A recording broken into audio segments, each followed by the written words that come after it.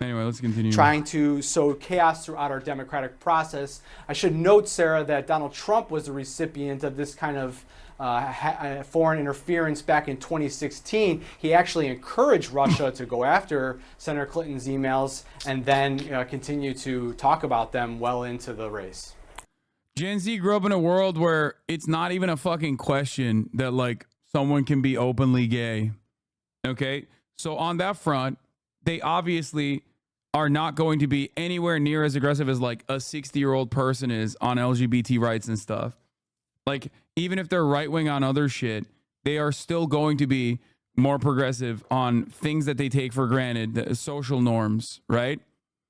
Gen Z also is obviously very, very pro-Palestine in comparison to other generations in the United States of America. Having said that, however, I am not one to believe in generational political divides. That's not how that works. There are still there's a massive gender gap in Gen Z. Like Gen Z women, girls, women, they are very progressive. Gen Z boys are still very much incredibly reactionary as well. So by and large, the idea that like this next generation will save us is the tale as old as time. Everybody fucking loves talking about it. It's bullshit. It's just not a real thing. Yeah, Gen Z boys are the Tate generation. Gen Z boys are the Aiden Ross generation to a certain degree.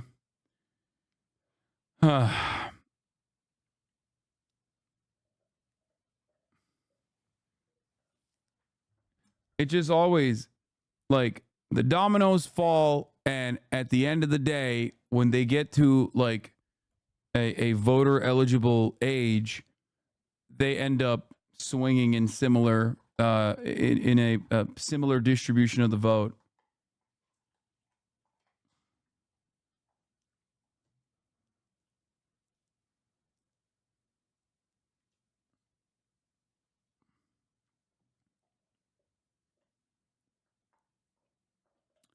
Did we already talk about JD Vance being a hypocrite about drag? A little bit.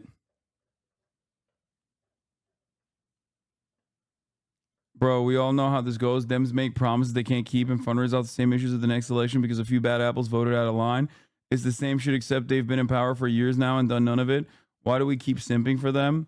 I'm not simping for them. But I can only respond to what they're saying that they're going to do, especially when, at least on the messaging front, they have dramatically changed the way that they operate. I'm comparing this to 2016. In 2016, they literally would not even message appropriately. They were just like, you got to take our vote for granted. Shut the fuck up. You have to vote for us. Do I believe that they will commit to a broadly popular progressive agenda when push comes to shove and they're actually in office? I do not know. I do not feel that they will. But then again, they've never been this responsive to social pressure, public pressure before. So who knows? I can only look at what they've done and what is different than what they've done in the past and analyze off of that.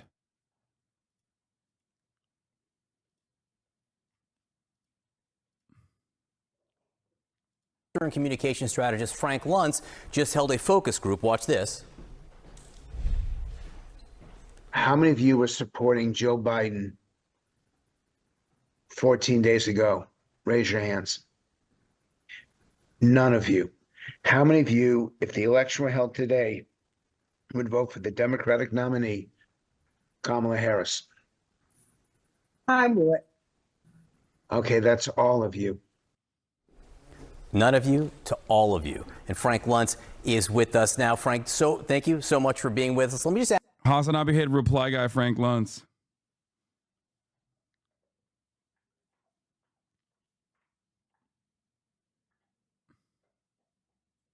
Ask you, if the election were held today, who would win?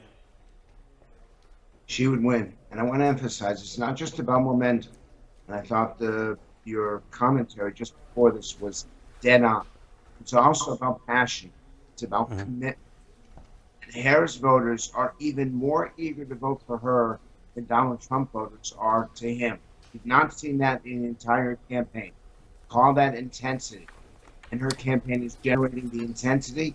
And another key component is exactly why this is happening. She's talking and emphasizing her persona. Hasan, I'm curious. My mom says her tax money goes to abortions and she doesn't like that. Is that true? It's not, but it should be. It's not true, but it should. Yes. Her tax money does not go to abortions, even though it should go to abortions. It's a medical procedure. It's fucking ridiculous. Oh, I'm really mad that my tax money sometimes goes to like veterans being able to get insulin. I think they should fucking die of diabetes. See how stupid that sounds when you say it like that? Attributes, her character traits. And that's where Donald Trump has been commenting. And the fact is, the American people do not want to hear the same kind of negativity, the same kind of attacks that he's been delivering. His strength is on issues, most particularly the two issues that matter most, inflation and immigration. But instead of speaking about those two issues and talking about the failures of the Biden administration, he's been making these personal attacks, and it's frankly turning the voters off that he needs to reach. Now, I want to emphasize one more thing. Hang on, Frank. I want to actually break down some of the things you just said there into pieces. And before we get that, though, again, if the election were held today, you say that Harris would win. If the election were held 4 weeks ago, who would win? Who would have won? Donald Trump would have won, and I was very careful when I said it. And the reason why, threefold. Number one, he's winning those three states, Pennsylvania, Michigan, Wisconsin. Number two, he had the intensity, so he'd have done actually 1% better than his polling showed. And number three, frankly, he was on the issues that people cared about. Let's talk about the Harris side for a second, because you talk about the excitement and enthusiasm. One of the things that she and her running mate are leaning into is this idea of joy. How does joy rate in your focus groups? Is there anything you can see where that's having an impact? It's not joy. It's the absence of meanness. And I want to be specific about this. It's not that she's so energetic and so, which is part of it. The people in the focus groups appreciate that. It's that they've stopped appreciating the same kind of attacks again and again, year after year, that Donald Trump delivers. Frankly, and now let me upset everyone here, it's not that she's winning this campaign, it's that Donald Trump is losing the campaign. And I'm starting to wonder, how does he not see this? How does he not see the polling decline that he's had? How did he not? No, he sees it. He absolutely sees it. That's why he's like swinging. He fucking sees it. That's why he's swinging in the wildest directions.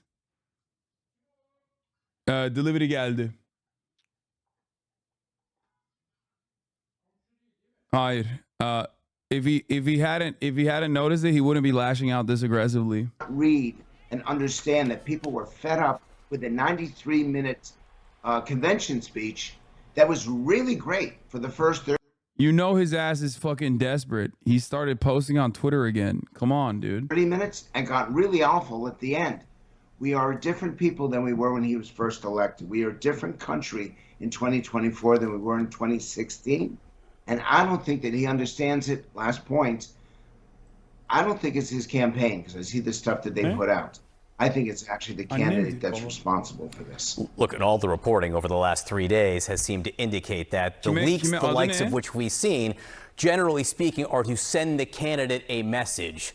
You've got to see this. You've got to see the problem you're in. Ezra Klein, this wasn't an article. This was a column in the New York Times today. He's an opinion writer. But he writes, quote, Biden's communication strategy was designed to make Trump bigger. Harris's strategy is to make him smaller. And then Klein continues, the result is that Trump is starved for the resource he craves. Last try. Have you talked about the interview with Elon Musk and Trump? Are you guys fucking insane? Do you think that like this interview, I will not actually cover the interview when it's happening in real time? What do you mean last try, bro? It's in the fucking title. I'm gonna cover it. Tabii anneme değil mi? Evet, okay. most attention, and as is often the case when he loses control of the headlines, he's making loonier in more self-destructive arguments. How do you feel about that? I think I never thought I would say this because Ezra and I have disagreed on a lot. I think he's dead on, but let's talk about the impact on democracy in the end. The key moment here is going to be the debates when Harris and Trump stand side by side and give the alternative points of view. I still think he has a reasonable chance of winning because in the end, the issue agenda favors him, but not if you're so angry that you've stopped reflecting the people you're trying to reach. Frank Luntz, great to speak with you this morning. Thanks so much for your time, as always. He's cooked, bro. He's fucking cooked. The only thing that can save him right now is Israel. Israel going into fucking full-blown war, and then Iran torching fucking Saudi oil refineries, which puts the entire globe into a panic, which increases prices instantly. Our supply chains are super fucking super efficient. So a minor mishap can lead to catastrophic results in prices. A major mishap like that will lead to massively consequential economic problems. With the exception of Israel, bringing the entire planet, torching the global economy.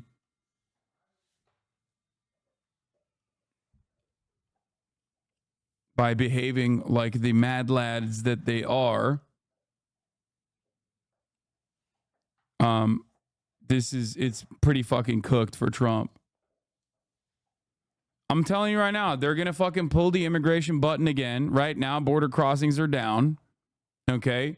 They're going to try to do another Guatemalan migrant refugee caravan is coming into the United States of America, come close to the election. Maybe one or two high-profile undocumented migrant murders or rapes they will fucking posterize as though they are running rampant throughout the country. Okay? But ultimately, the most significant weakness, the most significant, most consequential opening for the Democratic Party is Israel.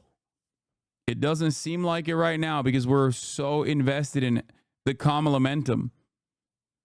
We are so incredibly invested in how well Kamala is doing and how much everyone is excited about her and how she's not a carcass.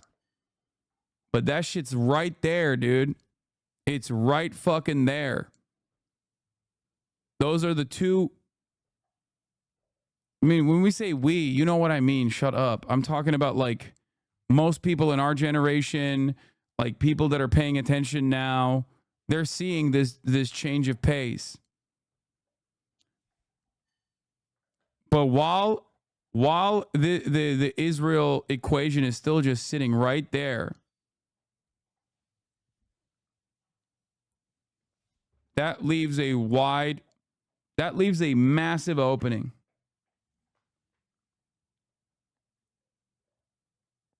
Jeff Zeleny leads us off this hour. He's joining us now. So, Jeff, for Harris and any campaign, really, the mission number one is create the momentum. What do you think the odds are? Wouldn't that mean the Dems are a wartime administration which historically favors the incumbent? What?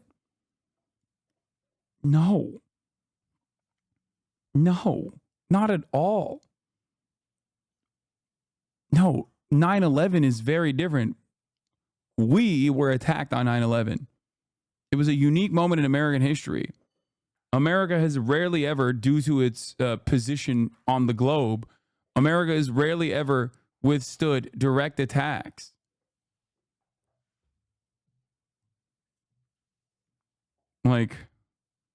No, that's not the case at all. Most people don't actually get stoked on more war. As a matter of fact, like I've shown you a bunch of times at this point, majority of Americans actually don't want American soldiers to be deployed to protect Israel. Okay? And then keep the momentum. For the Harris campaign, what does that mean? What does that look like now? The chatter is correct. Historically, being an incumbent during wartime, voters were inclined not to change commanders in chief mid-war. However, this wouldn't qualify as one of those situations. Yeah, but there's also, there is not like any sort of direct association in this circumstance. If anything, our direct association is subject to much criticism. Our association with Israel is not a popular one. It is a negative one right now. And then on top of that, turning our indirect association in the forms of like weapons transfers to a direct association in the form of fucking 4,000 Marines, and also experiencing only the negative consequences of a proxy war in the form of like oil shock, like ticket shock on the price of a fucking oil barrel. That would be the absolute worst thing that can happen to the Democratic Party in terms of this election. Donald Trump keeps running on, I'm going to finish the job. Look at how much war, death, and destruction Joe Biden has brought forward. I'm going to finish the job. I'm going to be the fucking anti-war candidate. He lies about it, which is a lie, by the way. He's not an anti-war candidate at all. But he's just going to fucking keep saying that over and over again. Holy shit, dude. Well, Kate, it simply is keeping the momentum alive that they've had for about 3 weeks or so. You saw that rollout last week of the vice presidential running mate. That is, a week that happens only once in a campaign. Now, of course, it's back to some of the basics, actually saying what she would do as president. So we are going to look for that later this week. But look, this momentum is something that clearly, as you said, has gotten under the former president's skin. I was at that Detroit rally where he was talking about there was no crowd. There was a crowd, a very large crowd. Thousands of people were streaming out and streaming in. But look, what the Harris campaign is trying to do is not respond to every one of these sort of outrageous claims from their rival and really try and focus their base and keep. In 1968, America was deeply divided over the Vietnam War, and the Democratic Party was caught in the crossfire. Vice President Hubert Humphrey found himself in a tough spot. He was closely tied to President Johnson, whose policies were increasingly unpopular among liberals and young voters. The policy he's talking about is the Vietnam War. Okay? Humphrey was often sidelining key decisions, especially on Vietnam. As anti-war protests grew louder, the youth and liberals in the Democratic Party demanded change. A change they didn't see in Humphrey. Set him. At Portland Civic Arena, hundreds of college students shouted, "End the war" and "Murderer" before walking out en masse. In Seattle, protesters disrupted a speech which cries of "Vietnam is a scream of death that does not end." Humphrey, bewildered and desperate, shouted, "Shut up!" at anti-war protests, but the tension within the Democratic Party coalition was palpable. His campaign had hit a low point in Seattle, where the New York Times reported an air of sadness hangs over his campaign. Bad vibes. I'm going to read it. The vice president seemed bewildered by his youthful enemies and a desperate and angry figure, New York Times columnist Robert Semple reported, and an air of sadness hangs over his campaign. Later, Humphrey would write that although Seattle was his campaign's low point, public outrage over his mistreatment began to turn things his way. But it was not public outrage that turned his campaign. It was his willingness at last to distance himself, if only in a small way, from Johnson on the war and to demonstrate, as O'Brien had pleaded, that he was his own man. Now, the situation here is a little bit different. Obviously, it's not like on the fucking, it's not as top of mind. This is why I always say, like, Israel is not as top of mind as Vietnam was at the time. But it's something that you have to remember. This is why I said that foreign policy does not lead elections. It's a cliche in American politics. It's a rule, it's a trope. Foreign policy does not lead the collective consciousness of Americans when they're going out to vote until it's the only thing that they think about. And Israel as it stands is a massive weakness for that reason. Okay? Simply differentiating yourself from the branded administration when you're the VP is not enough. Okay? It's not enough. You literally have to apply public pressure to the administration that you are a part of, if necessary, even if you don't care about the cruelty and the morality of the ongoing genocide. You have to do it if you want to make sure that you shut off a potential massive pressure valve that will most likely throw the election in the favor of the person who is not responsible for bringing American troops into war. Okay? People are not thinking about this. I do not know why the Democratic Party is not thinking about this, or even if they are, they're too fucking scared. There's literally historical precedent for what you're saying. In 1973, Israel started the Yom Kippur War and the United States supported it, leading to OPEC issuing an oil embargo on the United States. Prices and unemployment both soared, causing stagflation. This led to the crisis of confidence that killed the incumbency chances of Ford and Carter. Yeah, obviously that was a little different.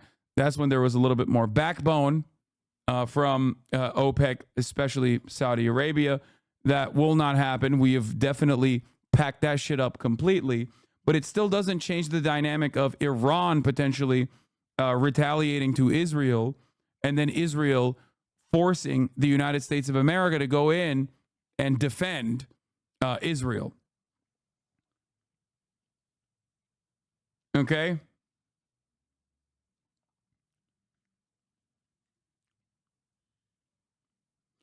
I think that Israel's top of mind right now, even if it's only for a short time. Immigration has died off. The only other thing would be the economy. No, most Americans don't think about Israel at all. I don't think. And the Americans that do think about Israel all the time are either seen as annoying nuisances and squishy pinko commie libs that are spoilers, or ultra Zionists who have significant more, and this does not mean Jewish, by the way, Christian, Jewish, any fucking background, ultra Zionists that are rabidly in support of Israel that seemingly get the only fucking airtime in mainstream media. Okay?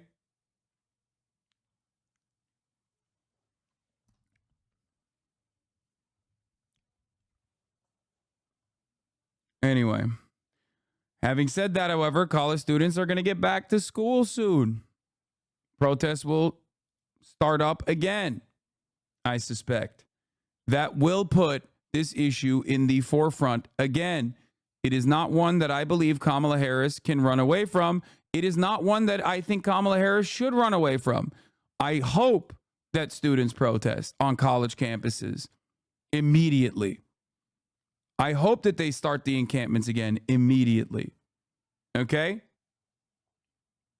I fear that the administrations, state administrations, school administrations will react in an incredibly violent manner to these college protests.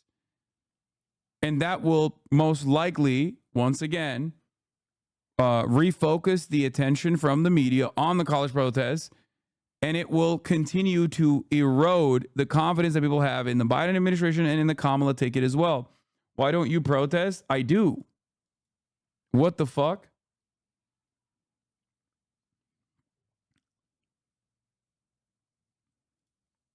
Why do you come in here and say silly ass shit? Why is it? Do you want to protest at the top of the hour? Is that what it is? Is that what you're going to say? When? It's not even a two-parter. It's like one of those fucking idiots who like literally does not care about anything and simply is in here to just be like, when did you go?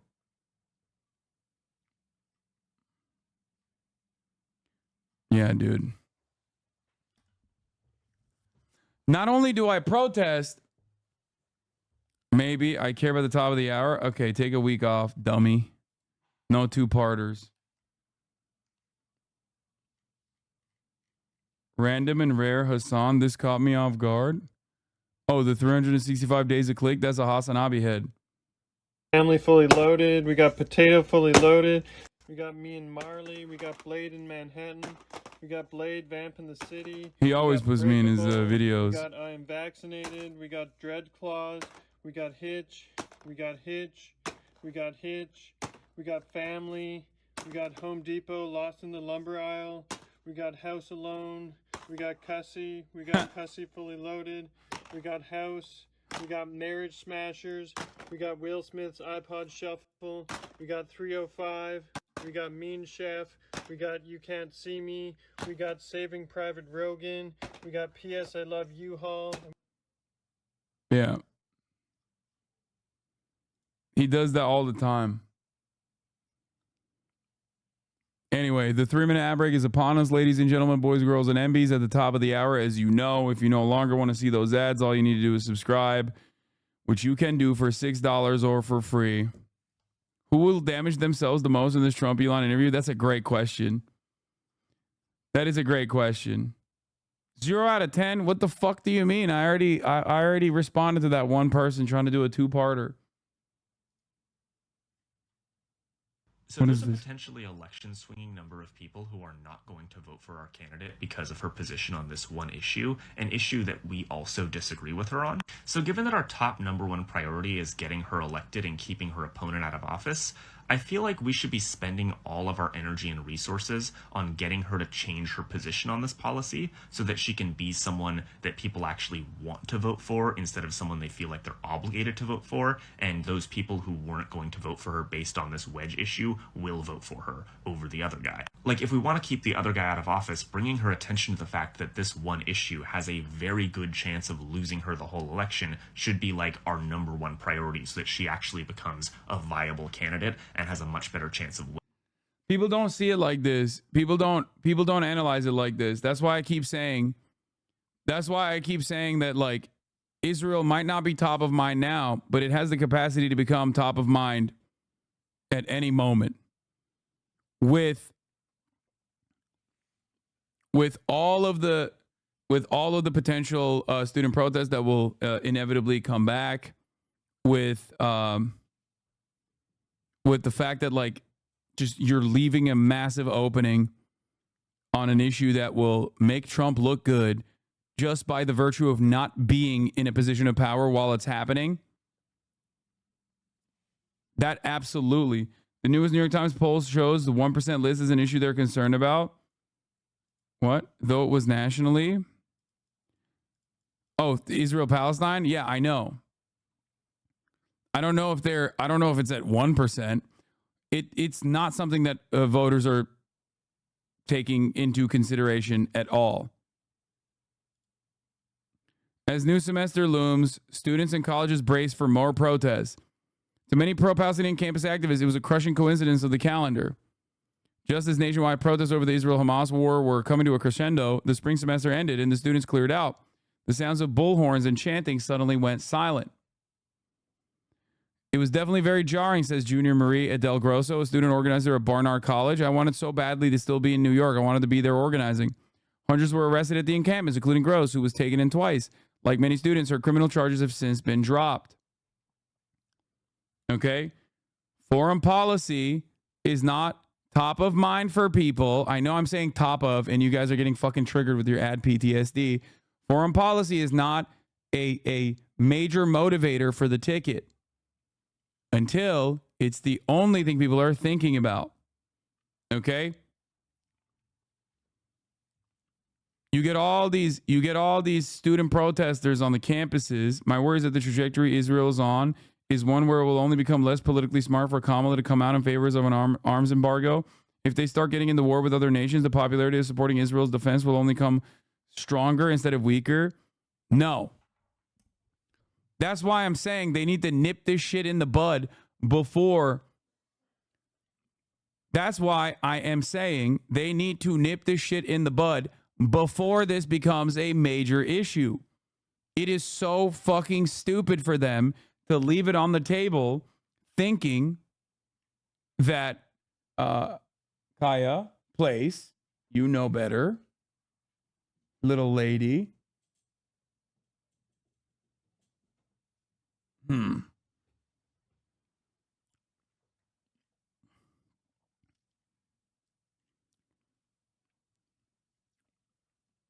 Yes, that's exactly my point. If they wait too long, it becomes even more radical of a position to support an arms embargo. If it gets to that point, they're done. That's what I'm saying. Like that is the point of no return. If it gets to a point where American soldiers are now defending Israel, if it gets to a point where American soldiers are now defending Israel and Iran is retaliating, Hezbollah is retaliating, Iran is maybe even fucking, like I said, torching oil refineries, it's done. That's the only way that Donald Trump could fucking win the election, is if he is, luckily, not for his, luckily for him, not the person who is responsible for all the chaos.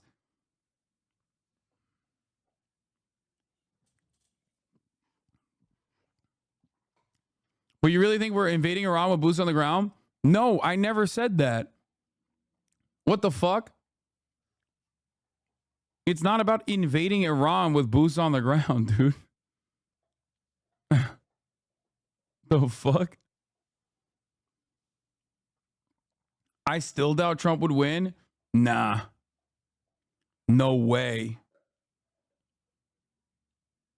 No way, dude. Come on. Stock market crash. October surprise in the form of like stock market crashes, massive hyperinflation as a consequence of not being able to fucking massive hyperinflation as a consequence of not being able to afford gas. Everything goes up. Every price of everything goes up. We have no effective way of dealing with that. Brother, he got shot and no one gave a fuck. Okay. I think that's fair. I'm not saying it's a lock. And I have told you over and over again, that's on Biden, not Kamala. It absolutely will reflect poorly on Kamala Harris. You are crazy.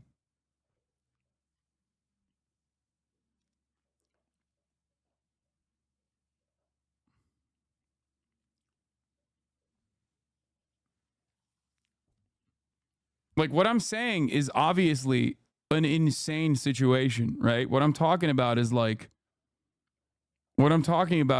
complete global chaos.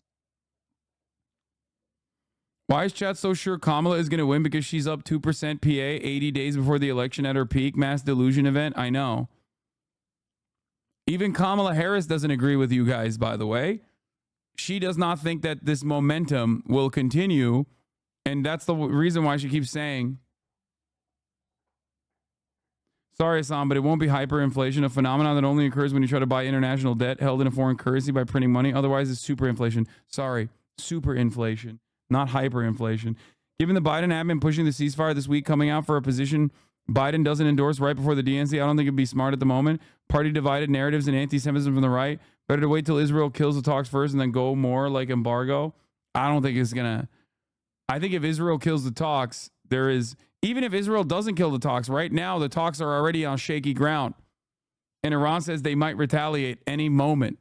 You have fucking John Kirby, literally, here it is. The U.S. is prepared for what could be significant attacks by Iran or its proxies in the Middle East as soon as this week, White House National Security spokesperson John Kirby said on Monday. We're already there. That's why I'm saying the call needs to happen now. The call needs to happen yesterday.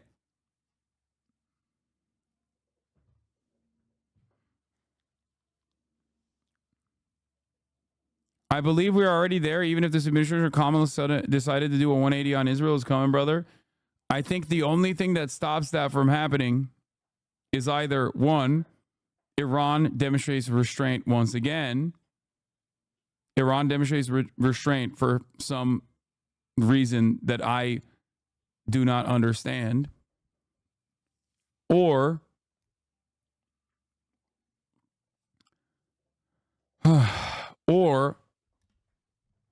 the Biden camp is able to get Israel to come to terms and do something that they haven't been able to do with their bear hug strategy.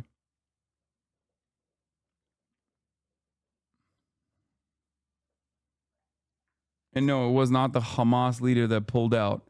You got duped by Barack Ravid's reporting on that matter. Anyway, let's continue with this story that has nothing to do with the current situation in front of us. Okay? Let's continue with this story about Humphrey. Okay? At Portland, Larry O'Brien, key advisor, urged Humphrey to make a clean break from Johnson's Vietnam policy to show that he was his own man. Unless you change direction, you're finished, O'Brien said. Humphrey hesitated, responding, I don't know. The press sought to create a rift between Humphrey and Johnson. Humphrey acknowledged this tension, stating, the press wants to divide us, me and the president. That makes their stories.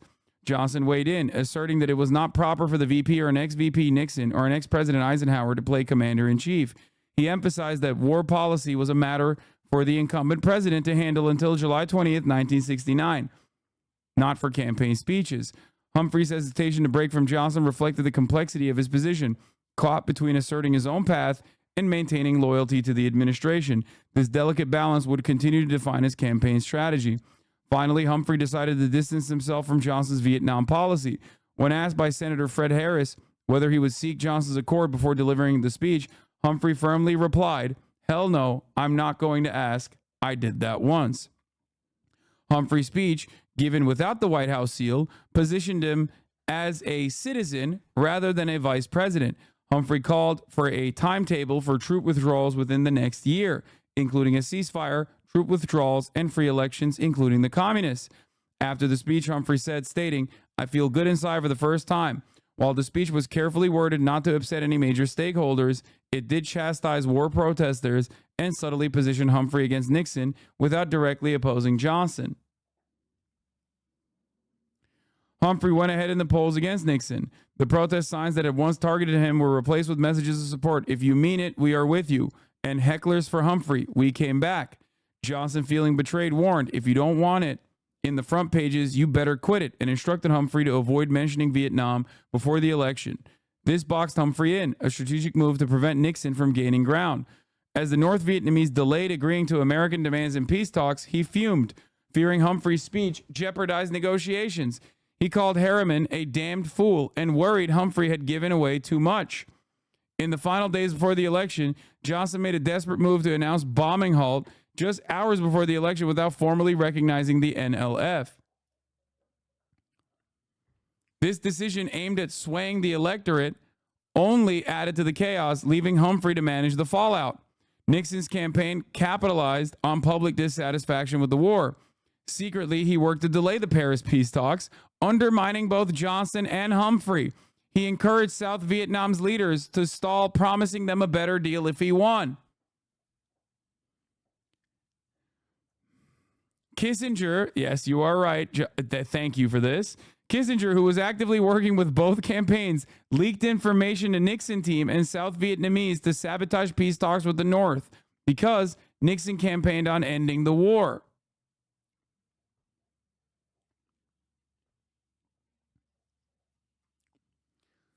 I don't know why. It just sounds like history is repeating itself. Ronald Reagan did something similar as well with the Iranian hostage negotiations, by the way. This is not like a new thing that Republicans have never done before, to have allegiances with foreign vassal states, foreign allies that they directly cut against the Democratic Party on when they're in positions of power, to specifically undermine them.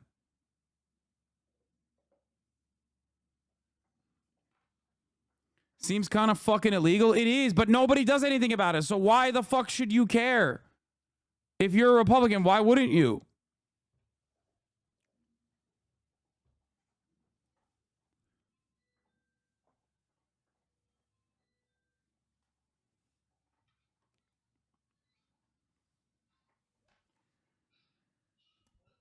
Evet, geldi.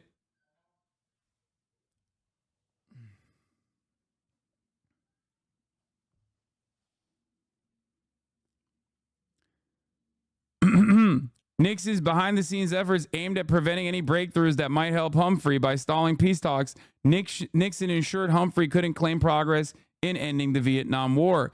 In the end, Nixon won the presidency by a slim margin. The lesson for future leaders: timing and tone matter. A candidate tied to an incumbent must signal change early enough to mobilize disillusioned voters. VP Kamala Harris finds herself in a similar situation. Tied to Biden's backing of Israel's assault on Gaza, like Humphrey, Harris will continue to face disruptive protests at rallies and the return of student encampments that could ruin the vibe of the party. Nixon seized the moment of chaos, branding himself as the candidate of law and order. As Democrats fractured, Nixon appealed to those uncomfortable with protests and unrest, drawing crucial support away from Humphrey. The lesson for Harris on Gaza: act decisively and early, or persuade the incumbent administration to act first. Humphrey's delayed shift left him scrambling to win back voters who had already lost faith and trust. Humphrey's late attempt to distance himself from Johnson by advocating for peace came too late to resonate with voters. It appeared as a desperate, cynical political move. America has a million different ways to manipulate foreign governments, especially foreign governments that are reliant on American ammunition to continue waging their war of genocide. American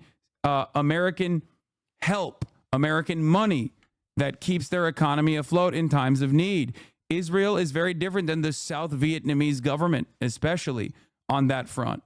Not very different, but very similar in many respects. But in this circumstance, if Benjamin Netanyahu refused to bend to the will of the American government, if Joe Biden made that phone call and said no more weapons transfers until you fucking come to terms with this conditional ceasefire / unconditional permanent cessation of hostilities, the three-phase program that Hamas brought to the table in February, that Hamas actually said yes to in both March and also again in July, that the United Nations has actually put forward in a resolution, 2735, if I'm not misremembering the actual number. If you don't do that, no more weapons. If you don't do that, sanctions. Okay? That right there would stop the Israeli government dead in its tracks. And if Benjamin Netanyahu still continued to wage this war for his own pure political motivation, that could literally lead to like a genuine collapse, okay? That could lead to a genuine collapse in Israeli politics. It's like holding together by a fucking string. Time Without an Owo just mentioned that their fucking credit got downgraded again. A few hours ago, a hostage was murdered according to Hamas. Settlers are holding a prayer on the border with Gaza. Journalists weren't allowed in. Major drama between Gallant and Bibi.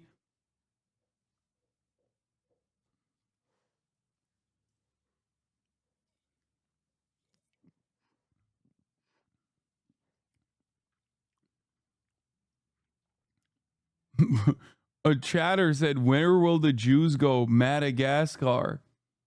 That's crazy. Like a 50-month subscriber. Where the fuck did it go? Did you guys delete it? Am I crazy?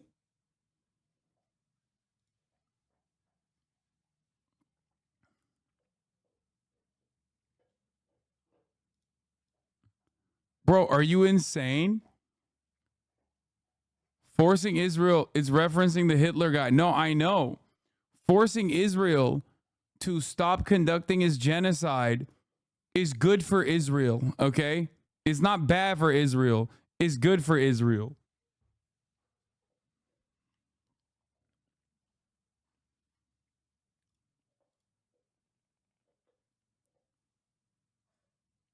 Anyway. Humphrey's late attempt to distance himself from Johnson by advocating for peace came too late to resonate with voters. Harris must ensure anger over Biden's support for Israel's war in Gaza doesn't spoil the vibes of her campaign. By laying out a distinct Gaza policy separate from Trump and Biden, she can shift voters / media attention and focus from protests to her key issues, abortion, jobs, and democracy. It's obvious the parallels aren't exact. There was a draft for Vietnam, after all, and there weren't many Vietnamese American voters losing loved ones to U.S. bombs. But there is some rhyming. VP POTUS dynamics and the party's response to disruptive anti-war protests. There's also another fucking dynamic that will make it identical, which is if Israel continues its multiple front war and forcibly brings America to defend it.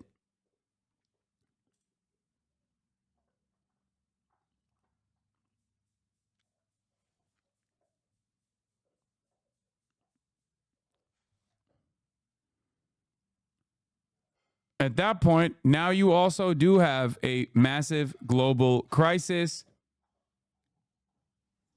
Stock market's taking a fucking nosedive. Inflation, which is like seemingly inflation that has like seemingly been a little bit more controlled at this point, all of a sudden comes to the forefront once again. Kamala Harris not distancing herself from Joe Biden on this front and consistently leaning on Joe Biden and saying, oh, me and Joe are trying to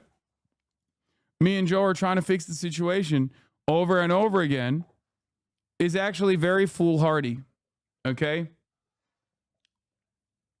Keep their base energized and excited. The vice presidential candidate, Tim Walz, he's out fundraising all week long. Vice President Harris is back here in Washington after her swing last week. They simply are trying to keep their base energized, of course, leading into the Democratic convention next week. But it is about policies and proposals that we are expect to hear later this week, because she really has not answered questions at all or say why, in fact, she is running for president. Dow Jones about to hit an all-time high, 40K, is not taking a nosedive.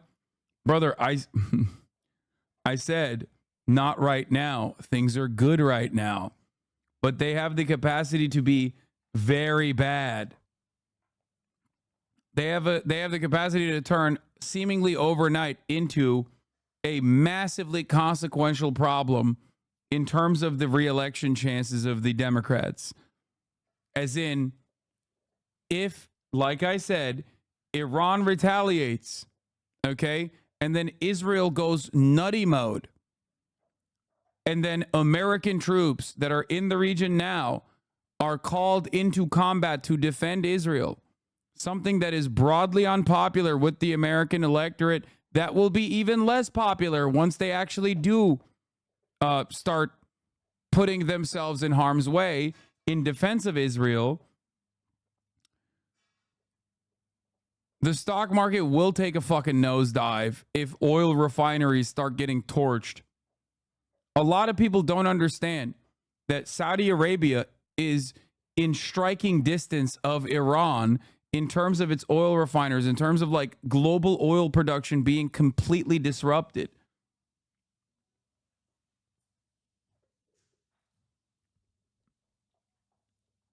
Everything's prices are tied to that.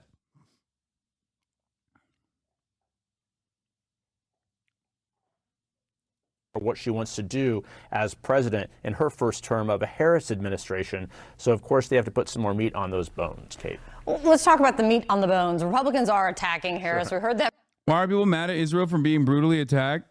No, that's a great question, Chatter. They clapped you because you're most likely a troll, and it's a question that I've asked, a question that I answered a million times over. Is Car Keys says, why are people mad at Israel for being brutally attacked on October 7? Israel has democratic elections, rights, and citizenship for everyone who isn't a terrorist. Yet Hamas in Iran hangs gays and burns women alive who don't cover their hair. Israel is an apartheid state. It's illegal by international standards. As a matter of fact, the International Court of Justice has also declared Israel to be an apartheid state recently. You might not have heard about it because the media didn't really cover it, but it doesn't matter. The International Court of Justice recently found a month ago at this point, found that Israel was actually in an illegal occupation in all the territories that it currently controls in the West Bank and also over Gaza. Having said that, however, Israel also is not the wonderful democratic nation that you presented as such. You might have been deluded into thinking that. They quite literally had pro-rape protests. A major point of contention in Israeli society currently is whether or not Israeli prison guards have a right to rape Palestinians under detention to death. Palestinians under the Sidei Teiman concentration camps, which even the New York Times, the New York Times reported on, have reportedly been raped to death, sodomized to death. Israel, knowing full well that there is an ICC court case that has declared Benjamin Netanyahu and Defense Minister Yoav Gallant to be war criminals, okay, has decided to use the complementarity shield so that they don't get hit on that front as well. Okay? What did they do? They prosecuted 9 prison guards that engaged in gang rape of Palestinian detainees in the Sidei Teiman facility. This caused an emergency Knesset meeting, an emergency parliament meeting in Israel, to be conducted where someone from Benjamin Netanyahu's own party, Likud, came out and openly stated, this is a matter of public record, that yes, of course Israelis have a right to rape Palestinians. Okay? This is a real thing that happened. Then, immediate mass protest. They had a January 6th style situation where the most rabid elements in Israeli society, the most far-right psychopaths in Israeli society, stormed both the Sdei Taman facility and stormed the military detention and the courts where these 9 Israeli prison guards were actually being held. They actually released one of the major rapists. That major rapist, one of the most famous rapists that was released, went on Israeli television with a balaclava on his head and defended, trying to hide his identity, defended his right to rape Palestinians. Okay? All of this is just things that happened over the course of this past week. You might not have, once again, heard about it because seemingly the American media did not write about this at all, which is very odd because they kept writing about how there was mass sanctioned rape as a weapon of war when there was no evidence for such a thing at all. And there was only evidence to suggest the exact opposite, but that's besides the point. All of a sudden, everybody shut the fuck up about rape being used as a weapon of war in war. And seemingly, Western media refused to cover these insane things that were happening. But it didn't end there. Okay? It didn't end there. That rapist then turned around and unmasked himself as well. And is flexing it. Is flexing his right to be able to do such a thing. All the while, Israel, which American media has kept lying to the public about, in terms of like its own willingness to put forward a ceasefire proposal. Because if you ask fucking the Biden administration, if you ask Blinken, if you ask John Kirby, it's actually Hamas that's ruining the ceasefire talks, and it's not Israel at all. Israel, on the other hand, refused to fucking go along with the ceasefire proposal that I just mentioned to you, which was also pushed for by the United Nations at this point, 2735. Israel then killed the principal negotiator on the Palestinian side on Iranian soil in Tehran, showing the world that they did not care about this ceasefire proposal at all. Okay? Those are all the things that happened over the course of the past couple of days.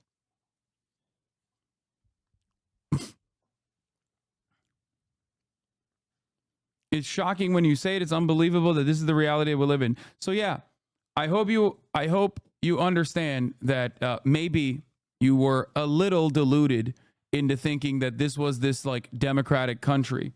Okay? You cannot democratically vote to do genocide. You cannot democratically vote to uphold an apartheid. These are undemocratic concepts. These are human rights violations. Israel commits them on a daily basis.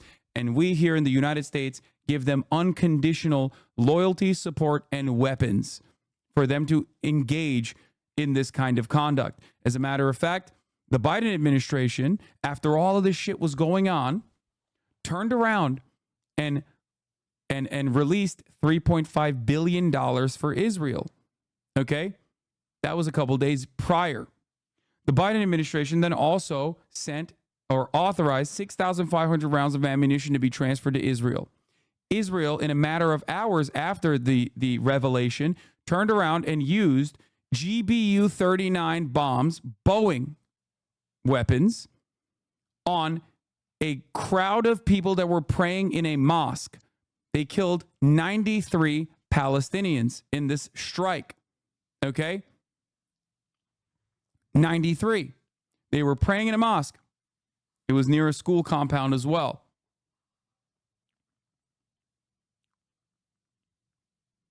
They've injured hundreds more, and they killed 93. Okay?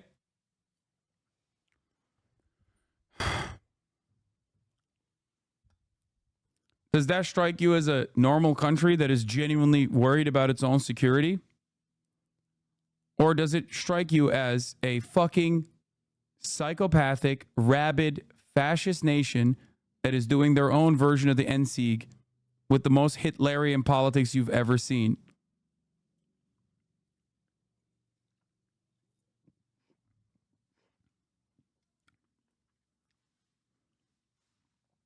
Just because you might not have heard about it, just because the American population is completely oblivious to the horrifying nature of Israel's actions, does not change the reality that those actions are still taking place.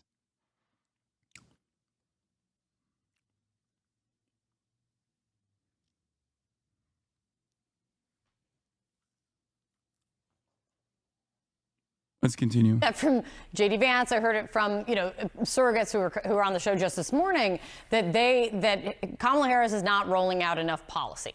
What is the Harris campaign saying about that?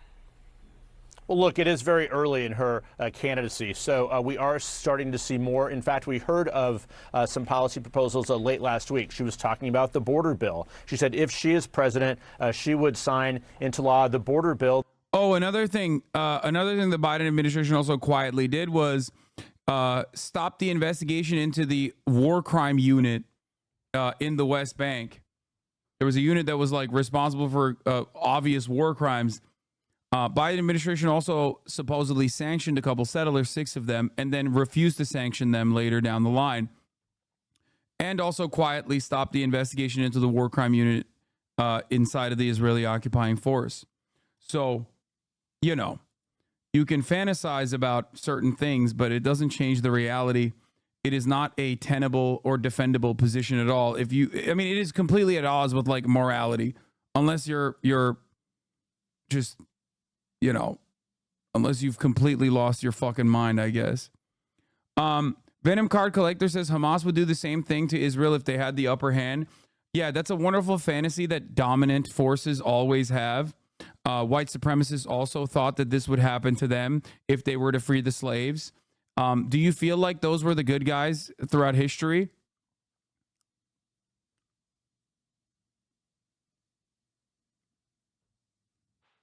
Oh, if Hamas had the same weapons, they would do the same thing. That is not a good... The South African apartheid defenders and enjoyers also fucking said the same thing as well. So did the Nazis. It's not a real argument. It's at most, it's like a really shitty way to defend your barbaric actions.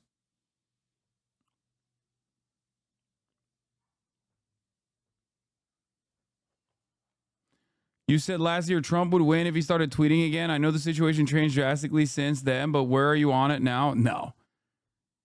Yeah, I said that when he was going up against Biden.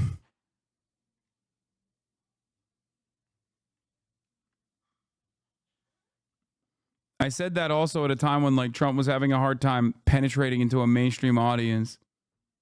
It's a very different equation.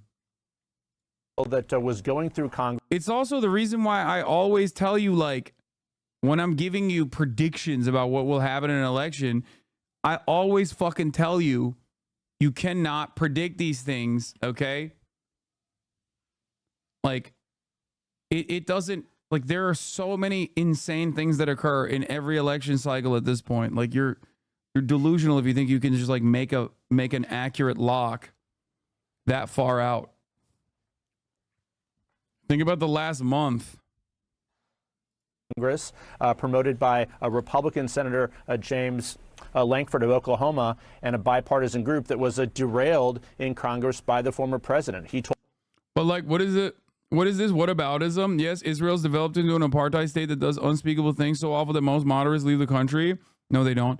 It doesn't change the fact that Hamas is awful, or a lot of the Islamist organizations in surrounding countries have wanted Jews dead for decades, if not far longer. Yeah, that's copium. Like that's all this is. You are the one who is doing whataboutism while talking about whataboutism. I don't think you recognize that. Like, yeah, no, it's all Jew hatred, dude. You're right.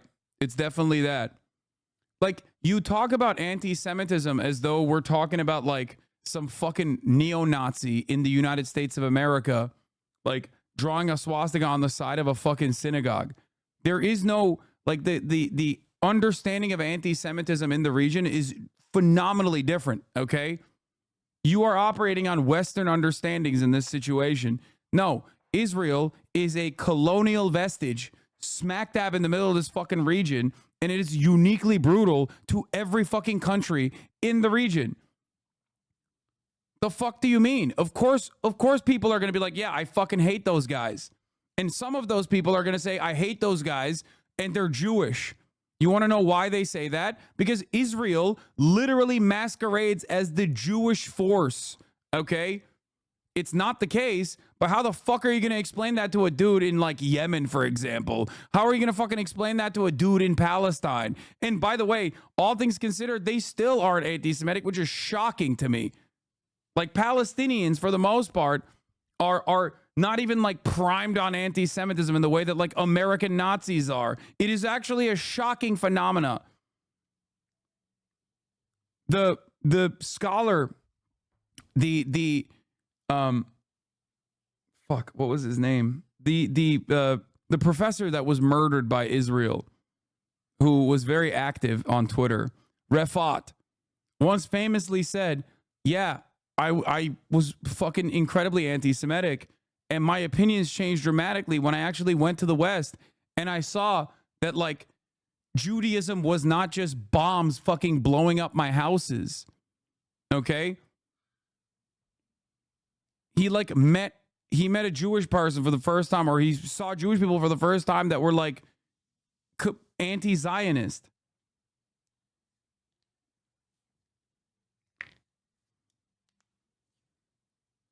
It's like a shocking revelation for people when Israel keeps saying that they're doing this for Judaism. What the fuck are people supposed to think when they're literally the ones experiencing the violence?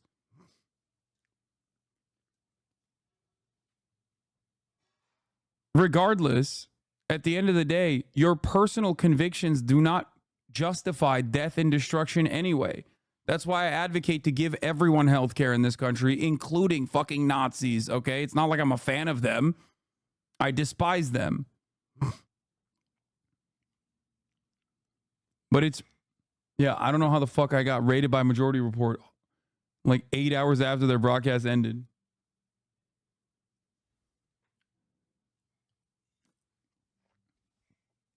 It's also funny because, like, people always, like, what is this? ESVN stream? Oh, okay. Anyway, people always talk about this, like, it's such a funny, very obviously Western focused way to try to do propaganda whenever, like, you know, Isaac Herzog or any number of, like, Israeli politicians would be like, they have this Hamas baby has a book. It is a Hitler book.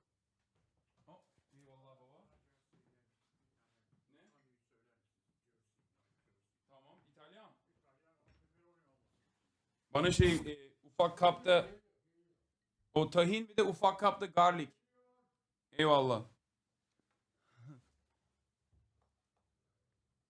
It's so funny whenever, like, a fucking Israeli official, whenever they would, like, blow up a fucking baby's crib or whatever, would then turn around and be like, see, they have a copy of Mein Kampf.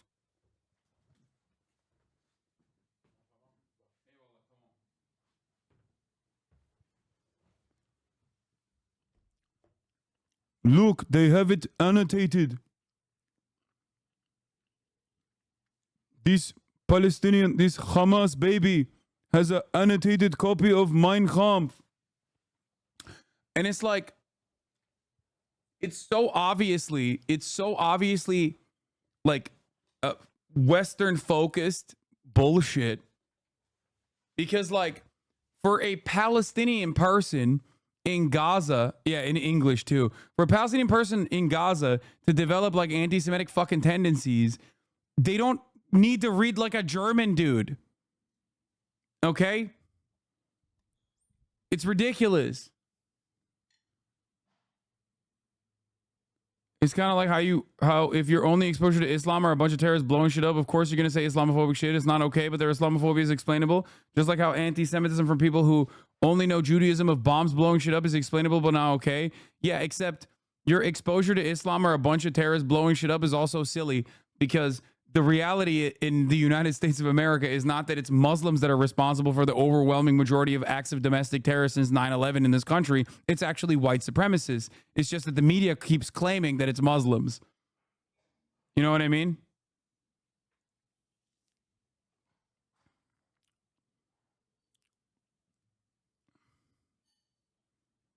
Okay. Told Republicans to stop negotiating on this. So she said she would sign that into law. So that's one very serious piece of policy. There's not been a bipartisan immigration bill discussed for a couple decades here successfully in Washington. So that is one. She also was following the former president's lead when she was in Nevada over the weekend, talking about the taxes for tips on workers, for servers and things. So that is something else that he accused her of following his lead. And she was, but she also said she would use that to pass a minimum wage bill as well. So we're seeing some of these lines being drawn in, but they are promising, a more economic policy later this week, perhaps Wednesday or Thursday, to fill in some of these gaps. But again, she is trying to keep this momentum alive going into the convention next week. And then we're almost at the end of August. So yes, still 85 days to go. There's no doubt this is going to be, she believes that they're still underdogs, but certainly not what they were a month ago, Kate. Yeah, it's great to see you, Jeff. Thank you so much. That has to be hard, though, if you're working for... Let's go. Let's get to the real news. Okay, the most honest, most trusted source in news, Fox News, baby. Obama secretly running Kamala's campaign, says former speaker. Hell yeah.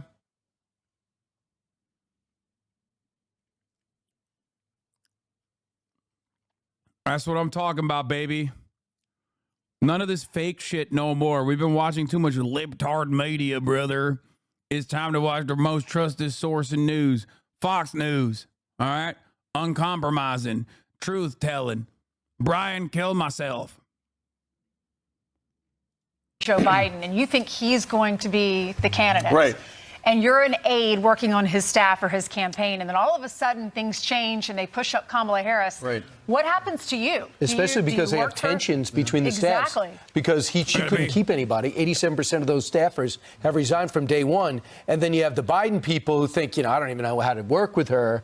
And they don't work with her. And now all of a sudden they get elevated. And they used to disparage her. Right. And Jen O'Malley, for example, Jen O'Malley Dillon, the former Biden White House official, talked to her over the weekend, said, I need to know my role. Right. They're all nervous about David Plouffe coming in from the Obama years. Well, they should be nervous because he's great at his job. Also, you got Stephanie Cutter as well. So David Plouffe apparently is in control of the math. How did they get to 270? Great at his job. Stephanie Cutter is now over messaging, all the communication strategy.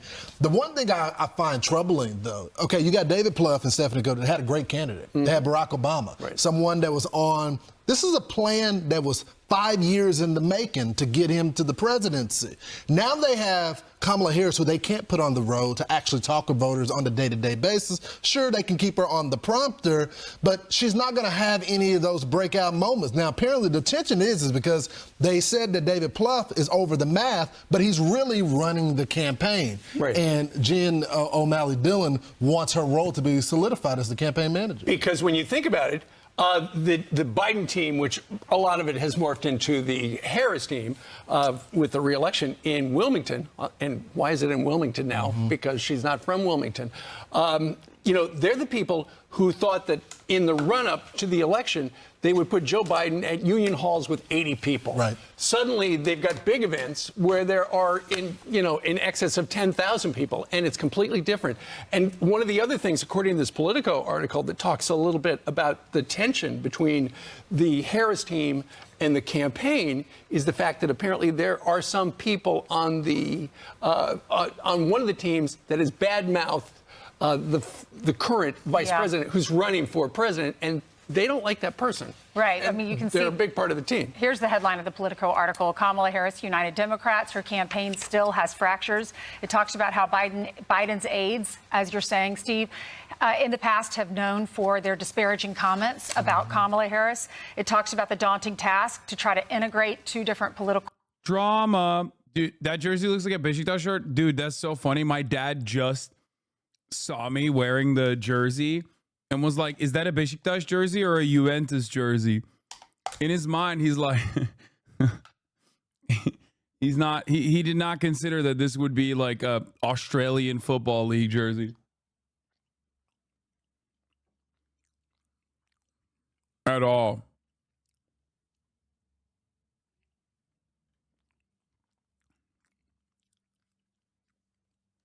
Boo, Collingwood. Yeah, I know. Worlds. It talks about David Plouffe coming in, and Kevin McCarthy was interviewed, and he said, because David Plouffe worked for Obama, helped get him elected, he said Obama's really running the show here. Listen. Watching the campaign now, some of Obama's, David Plouffe and others, are now working on the campaign. You're getting the Obamas shifting from running the White House to now running this campaign. This is the most liberal ticket in the history of American politics. We do not want to put San Francisco and Minnesota across this country. And Nancy Pelosi may have. Wait, you don't want Minnesota across the country? Dog. Minnesota is in the middle of the country. It's middle soda. Like, sure, you could say that about San Francisco or whatever, but it is quite ironic. Like, it's hilarious to be like, yeah, the fucking radical beacon. The radical beacon of Minnesota. Like, that's not going to fucking translate. Absolutely no one is going to be like, yeah, man, shit sure is radical over there in fucking Minnesota.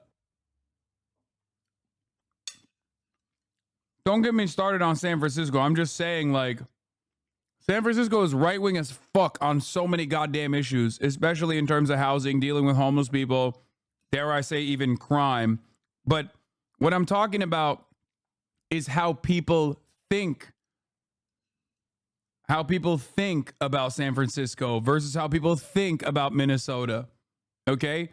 Most people do not think of the Twin Cities or Minneapolis or Minnesota as like a liberal haven.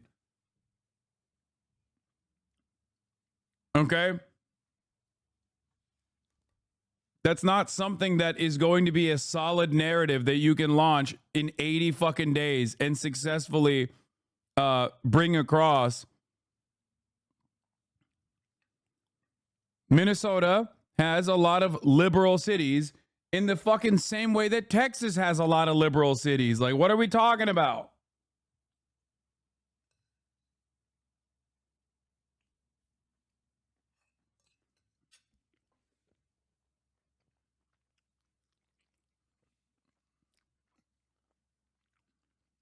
Taking Joe Biden out. But remember who was the Speaker of the House during President Barack Obama's presidency? It was Nancy Pelosi. They were very extremely close. Apparently, some of the reporting that we saw during the Sundays and show is that they did not, President Obama, Nancy Pelosi, as well as some of the leadership, did not anticipate Joe Biden selecting Kamala to be the candidate. They were expecting an open primary process, and after that second statement, he named them, put them all in the tough So I think he's position. saying to Nancy Pelosi, there's two people with a lot of experience.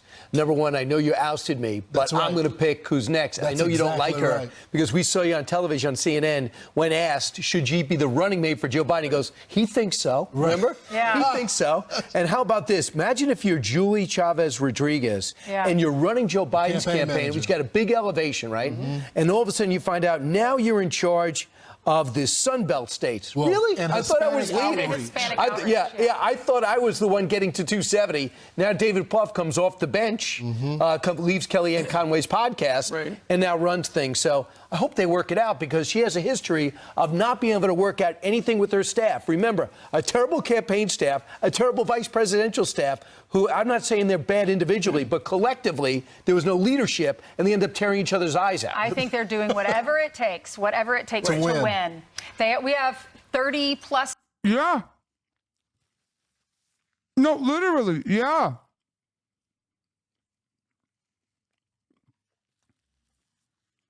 No, that's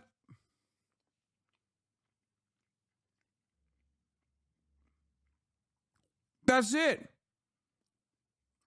Kamala Harris is a fucking a sheet of white paper, okay? Just write whatever policy that will win, and she will push for it. That's their job. At a time when a generic Democrat was outcompeting Biden by like 20 fucking points, that is the person. They lucked into a good thing. State 35 days until early voting. Is that right? 34 Something days? like that. Tick, tick, tick. Well, I just hope the Republicans take the same strategy and do whatever it takes to win. All the petty going back and forth with old opponents, George and all, none of that matters. Right. It's about who's going to win, and Kamala Harris. What does this tell you? This tells you that she needs all the help she can get. Donald Trump's running his own show, but they can't trust Kamala Harris to run her own show. They have to tell her what to do and bring in Obama's people. Yeah, to your point, one of the things the Republicans... Yeah, she has no people. What do you mean? She does not have any people. That's not a thing that she has. She's never had people. Need to do is they need a solid ground game. The Democrats for decades have had a great get out the vote on election day. Started by Pluff. Right, exactly. Well, even before that, going back decades, they were really good. Machine politics.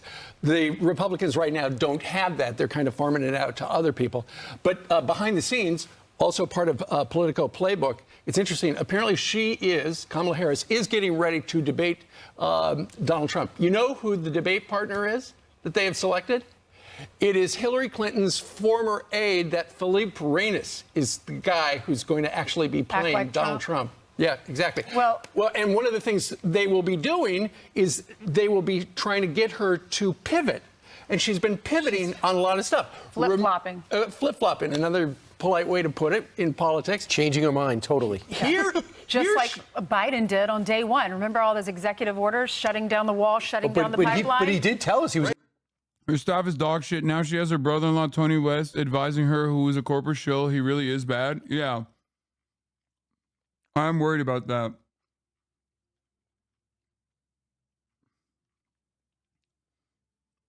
For sure.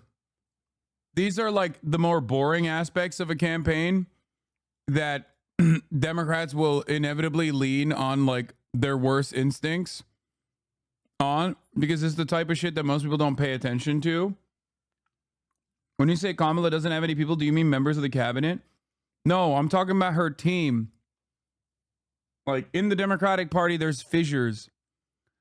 Joe Biden, because of his 50 fucking plus years in Congress, has his own people, but mostly would lean into, we're talking about staffers, would either lean on Obama era staffers with like Obama minded folks. It's basically a Clinton camp and an Obama camp in the Democratic Party in the most reductive terms. Okay? And then you have your own staffers.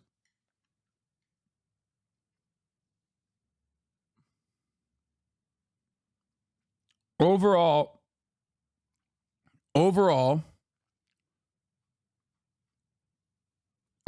Kamala has leaned on a lot of Obama staffers to fill the roles. Well, he told us he was going to be moderate, though. He told us he was going to be moderate. Last week, we talked about how she was using the big airplane at big events, a la Donald Trump, and now she's taken something that is very near and dear to people who live on tips. Watch the comparison. Seem familiar? Raise the minimum wage and eliminate taxes on tips for service and hospitality workers. When I get to office, we are going to not charge taxes on tips. There will be no taxes on tips. No taxes on tips. It's called no tax on tips. No tax on tips. I think the easiest thing to do in this situation is literally package this up by saying Donald Trump is silly. He wants corporations to get off scot-free without paying their employees more. That's why I'm not just advocating for no taxes on tips. I'm advocating for no taxes on tips and an elimination of sub-minimum wage.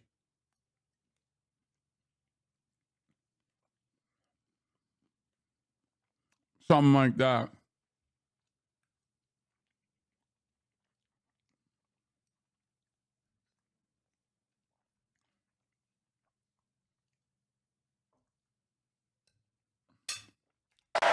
I'm also doing no tax on tips. No tax on tips.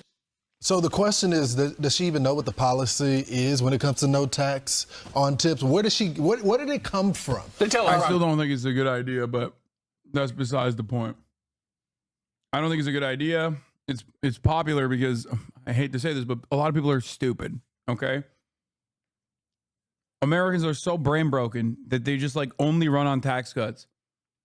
And they can never imagine a world where tax hikes can happen to those who deserve to get tax hikes. Not the fucking servers, obviously, but like the wealthy and the corporations. But because they're so fucking brain broken on tax cuts that it's like once that conversation gets started, it's impossible to shake them from that position that it's a good idea.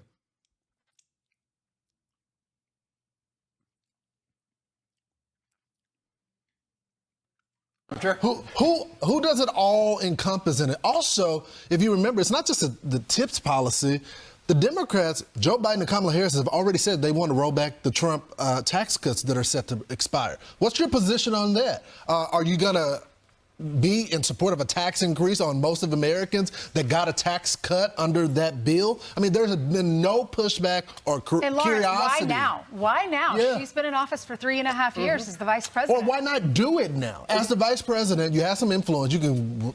Apparently, you have this weekly meeting with the president of the United States. Why haven't y'all proposed that being into law right now? They didn't think about it until they heard That's Donald exactly Trump right. say it first. And that's going to be the interesting part is, you know, she's doing a 180 on all the border stuff. Now she's doing, hey, no tax on tips. I wonder how long until she adopts another very popular suggestion that Donald Trump made a week or two ago, and that is no tax on Social Security, because that is a good way to get older people over 65 living on Social Security to vote for you. Well, at one point, the voters have to say, now you're insulting me. Now, listen, if People you want want to free do, stuff. you are running on Donald Trump's plans. Right. So most of the stuff that Donald Trump's running on in terms of keeping the tax rate in place, in terms of having a strong border, in terms of having projecting strength on foreign policy, are 60% approval. Trump aside, these are issues that 6 out of every 10 Americans say I fully support. So instead of running on what she's done and what she wanted to do in 2020 as she got the nomination, she's running as Donald Trump. So the American people have to say at one point, this is a little insulting. You know, I don't pretend as if we don't have a television, we're not online, we're not on social media, and understand where this came from. The problem is we eat, breathe, and sleep this. That's true. We're covering this constantly, so we know that he said it first. But yesterday I was at a restaurant, and the waitress, we were talking about no tax on tips. How do you feel about it? She said, both candidates are saying that. She had no clue. there you go. Exactly. I mean, she's one speech away from saying MAGA. I mean, she's almost. No, she's going to say build a wall. I mean, she's that close from doing it. But She has said build a wall. What do you think the fucking right-wing border bill is? I'm losing my mind. Also, that waitress isn't wrong. Like, they both have, at this point, said no tax on tips.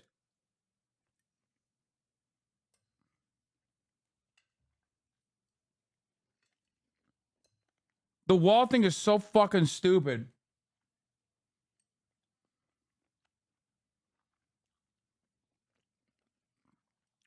Democrats ran on how racist it was because it was. It objectively didn't solve any of the problems that it claimed to solve for years. And then they literally are communicating a bill. They're running with a bill that literally features finishing the border wall in it. You're going to hear a lot more of this from Fox News of them being like, wow, they keep stealing Trump's policies.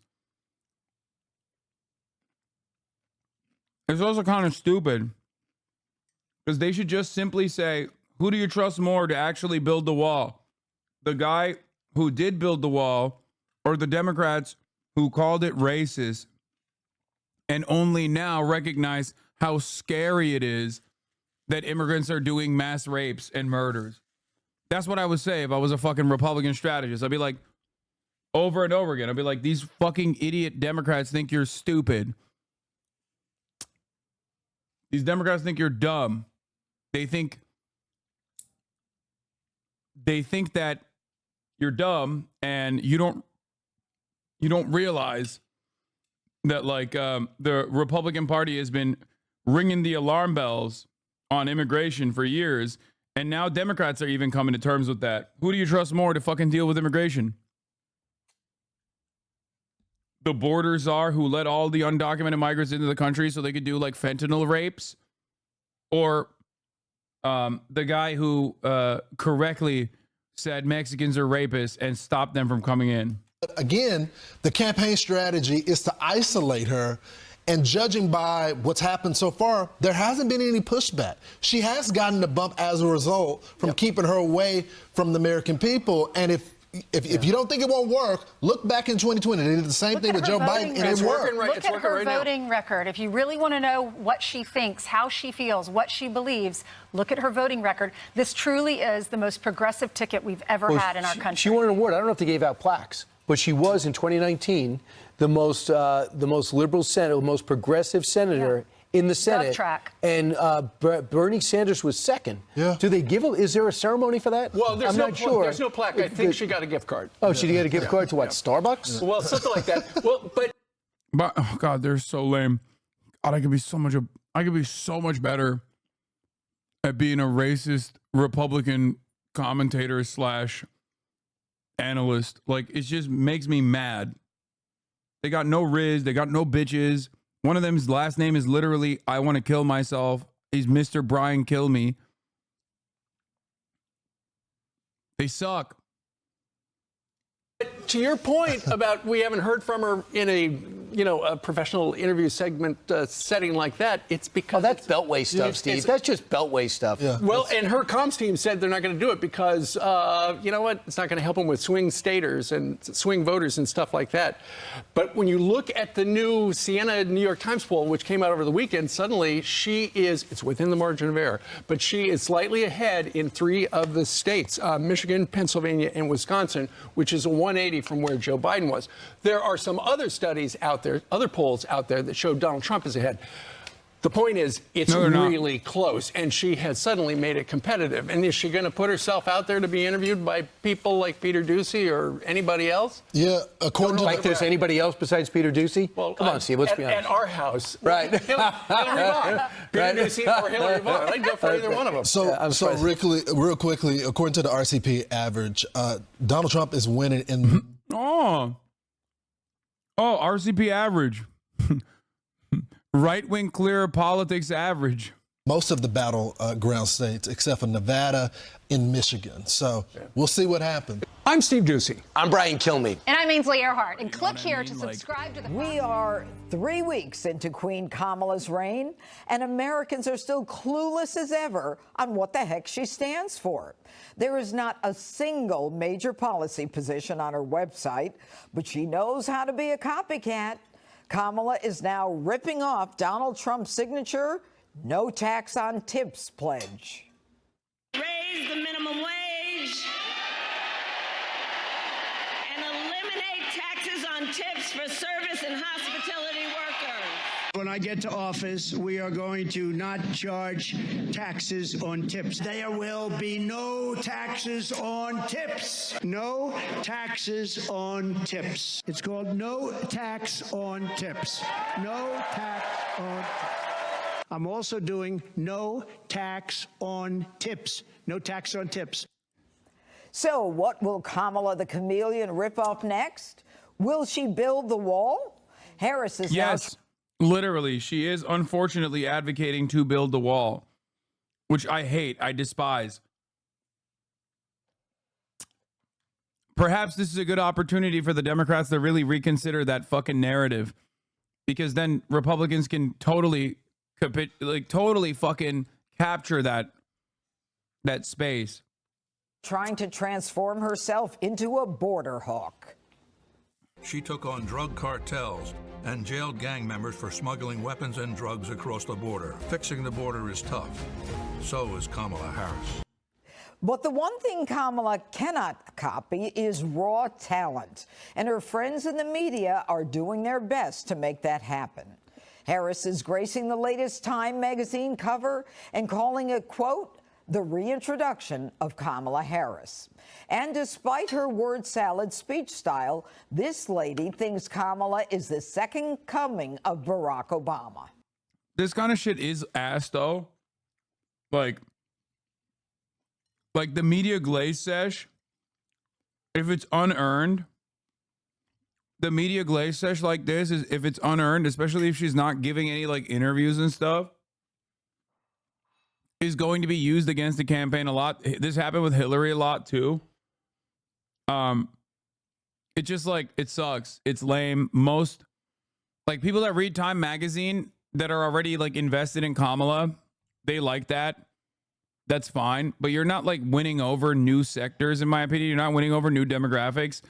And this will open you up to a lot of understandable and very sticky lines of attack. I don't really like this shit.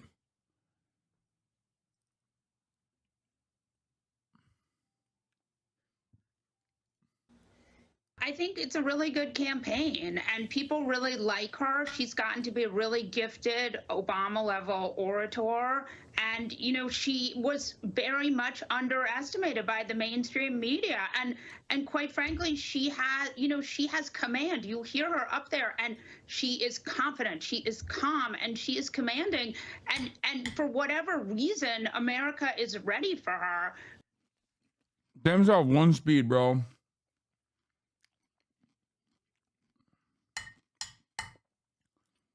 They have one speed. Horrible instinct, dude. Horrible fucking instinct to be like, oh my God. She's so bold. She's so brave. She's so beautiful. Which is very exciting. You know, Harold, the interesting part of this no tax on tips is that Kamala doesn't even say, you know, even though Donald Trump talked about it. And you add to that she was actually the tie-breaking vote to give more power to the IRS agents to be able to actually tax those tips. And so on the one hand, we had Joe Biden, the plagiarist, and now Kamala, the copycat. What say you? Good to be with you. I hope you had a good weekend. It's been a tough 3 weeks. So I look at campaigns as they are. You have two people running for an office. We'll do a segment on this. The person running for the Democratic job, running on the Democratic side, got moved into the slot after getting the delegates to go with her after a period of time. We'll talk about it. And you have a Republican who was on top. He was ahead in the polls. Here we go 3 weeks later. Donald Trump has called Kamala Harris, I think.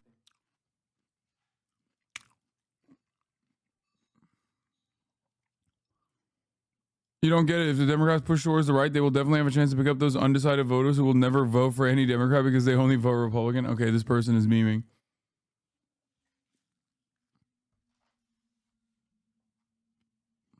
No. That person is not being serious.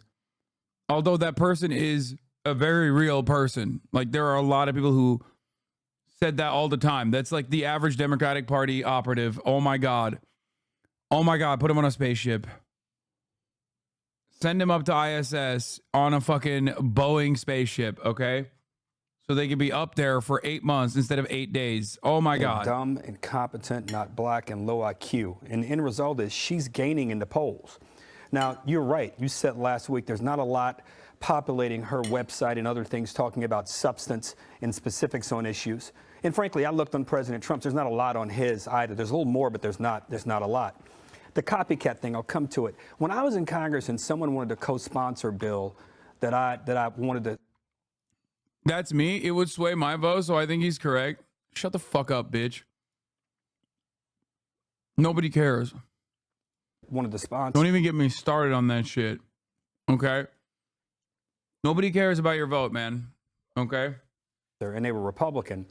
And some members of their party may not have liked the thing. I didn't condemn them. I commended them.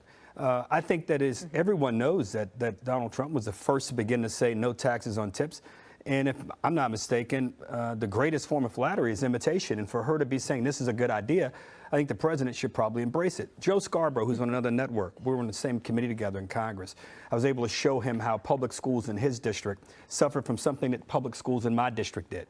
And if you were to listen to the vernacular and the narrative from our colleagues, you would think that we were polar opposite, Democrats and Republicans, on this particular funding for certain public schools. Turns out we were aligned. We sponsored together, got passed through committee, and eventually got put into a piece of legislation. I just think you should commend and not condemn when these things happen. Because if President Trump said, I am for restoring Roe v. Wade, I'd be the first to say, I like that copycat. If he were to say, I am for smarter gun laws to ensure that kids don't get them when we have stronger background checks, I'd say, copycat Donald Trump. He's my guy. So I think people should embrace this and understand that this is really how public policy gets made, at least good public policy gets made.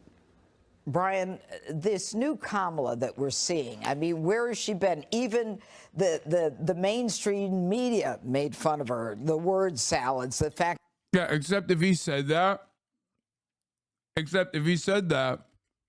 he wouldn't win a single fucking vote on that front. And the Democrats would literally turn around and go, see, even he knows that this was a major mistake. So who are you going to trust? Me, a person who has consistently ran on defending abortion, or the other guy who has taken abortion and actually fucking destroyed it?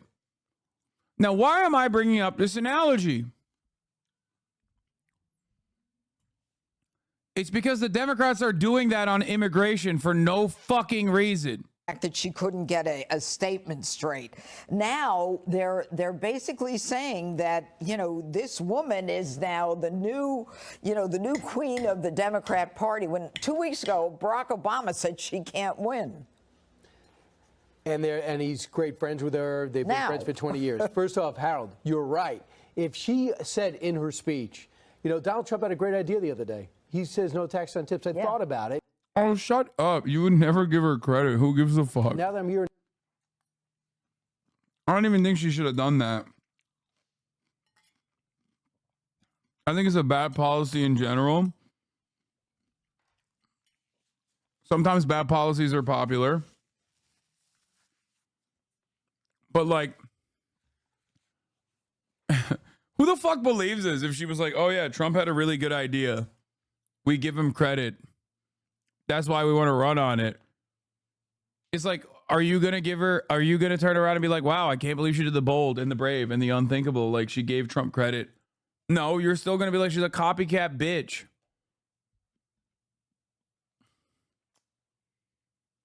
The entire panel is held together with face tape. Nevada looking at all you. I think he was right. Then I think you're right. I'll call and tell her to do that. But she's not condemned. She's not giving him any credit. She's acting like she got the idea. She's like, it's her idea to be tough on the border. She cut this ad. I don't know where she got this archival footage from, but she's been terrible on it. And people are just saying, wait, why don't you admit that it's been a sieve for 3.5 years, but I want to change it? Now she says, I'm going to tackle inflation on day one. I think to myself, why? You're in day three, 1,000 plus. You should be tackling it to begin with. You're part of it. Unless you're going to say that you've been on the sidecar not doing anything, at one point you got to say, listen, President Biden, good guy, but sideline me. He wouldn't give me any chance. Now you get a chance to see my policy. Been 3 weeks, you're going to see all this stuff in front of you. But what's so maddening is she's not admitting and acknowledging that she's flipping on all these issues. She's not even verbalizing it. And now she comes out and takes these two things. Like you said in the open, is she going to say build the wall next? Because I really expect her to say that. The other thing she might say is Social Security. I can't wait for them to find out that, like, she has been saying build the wall alongside Joe Biden and then get mad about that all over again. This is literally the reason why I say I'm a better right-wing commentator than these fucking baboons. Like, straight up.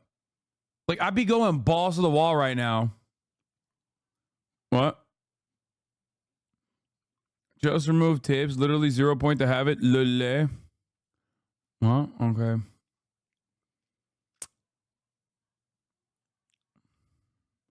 Okay, but is this guy wrong, though? Brandon has been 100% sidelining Harris and everyone else on ceasefire in Gaza. What, you think fucking Kamala Harris is, like, really pushing for a ceasefire in Gaza and Biden is sidelining her? What are you talking about?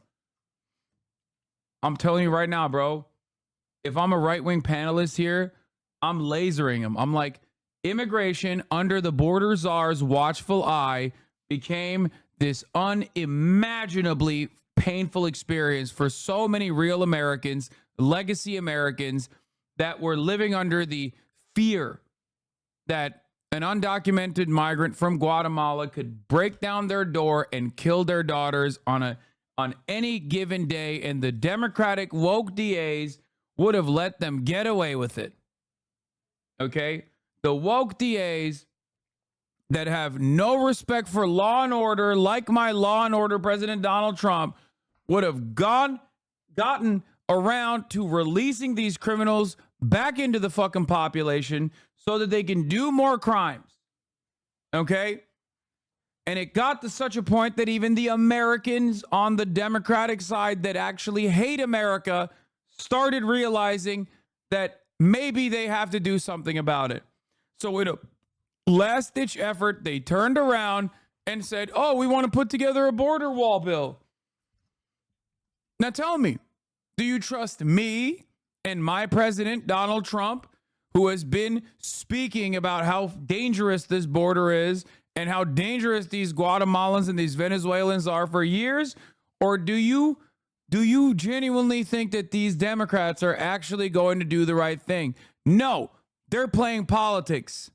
It's time to stop playing politics on this issue. Start recognizing that even the Democrats recognize that the border is a genuine issue, a genuine problem.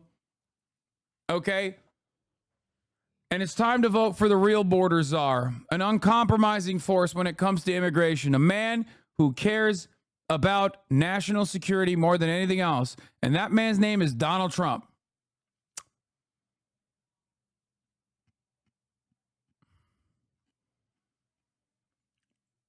These Democrats are coming late to the game and thinking that they can change the narrative, thinking that they can make us forget about all the crime that has increased in this country as a consequence of unmitigated, unlimited, permanent immigration into the nation. Because they want to make sure that you and your vote does not matter. They want to make sure that your vote is outweighed by the vote of a Guatemalan, a Venezuelan, one from El Salvador.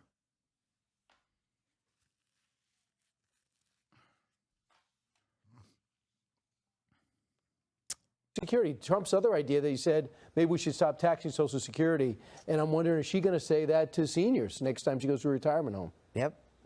All right, Dana, over the past couple of weeks, we've seen that the audiences are getting bigger, that, all of the momentum is on her side now, and that she literally is in a position where if she goes off script, if she does an interview, she could collapse. So do you think she's going to do that?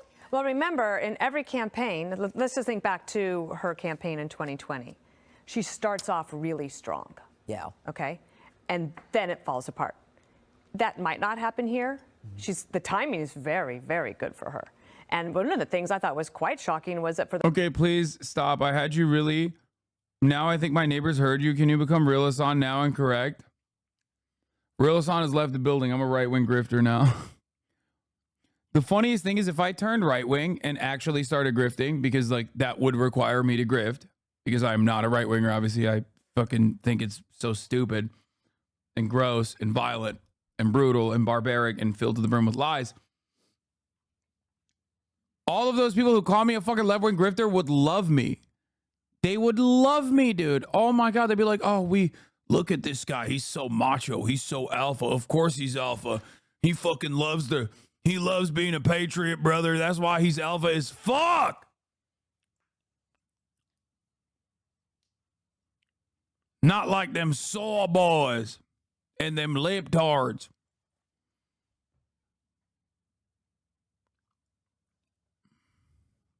For the first time, you saw some polls say that voters who care about the economy trust Democrats and Kamala Harris more than Donald Trump on the economy now. It's like, wait, how did that happen?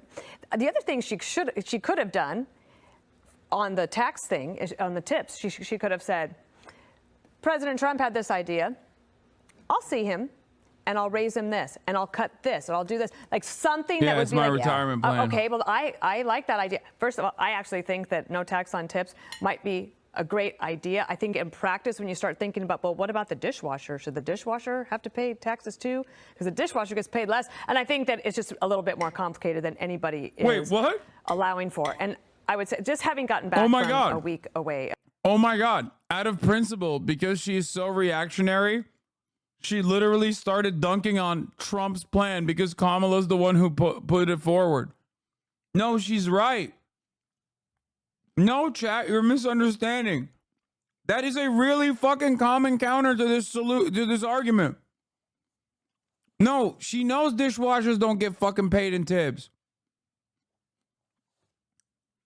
No, dude. She accidentally is cutting a very salient counter argument to why the fucking no tax on tip shit is actually poison. Why is she doing that? Because Kamala's the one advancing it. She actually literally did it. She's like, why? Why is a bus driver doesn't get paid in tips? Why the fuck is a bus driver paying more in taxes than fucking a person working in the service sector? What's going to happen to the people working in the back? Why are dishwashers not getting subject to the same tax cuts? Some dishwashers do get tips. Dude, you are fucking crazy. Not all dishwashers automatically get tips, okay? Back of the houses oftentimes don't get the tips. The distribution process is not written. Like, it's not like a thing that you have to do.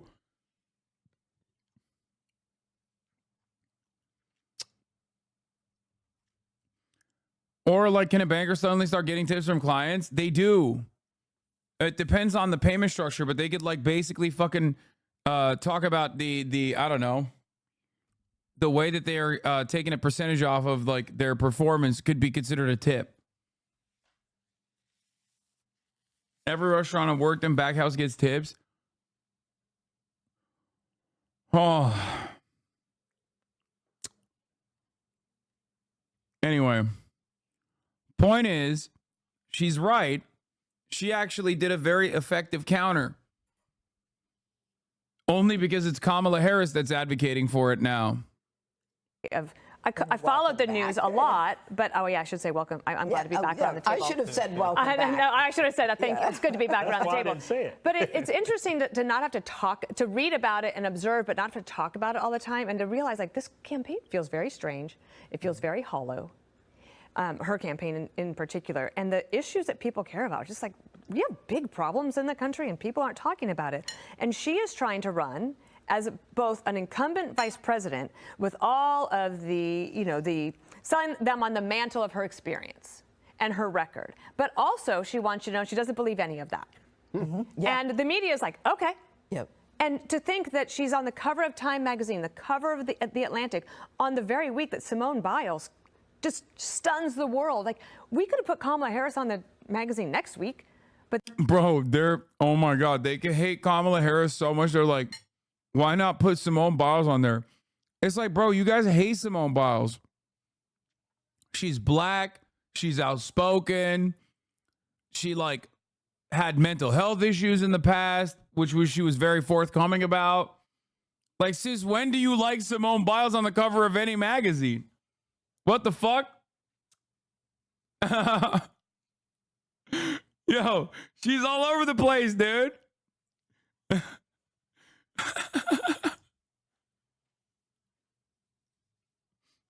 What's next, bro? Brittany Griner on the magazine cover? Actually, Republicans now kind of respect Brittany Griner because apparently she cried on the national anthem. Since America got her out, she says she loves the national anthem now. It like hits different.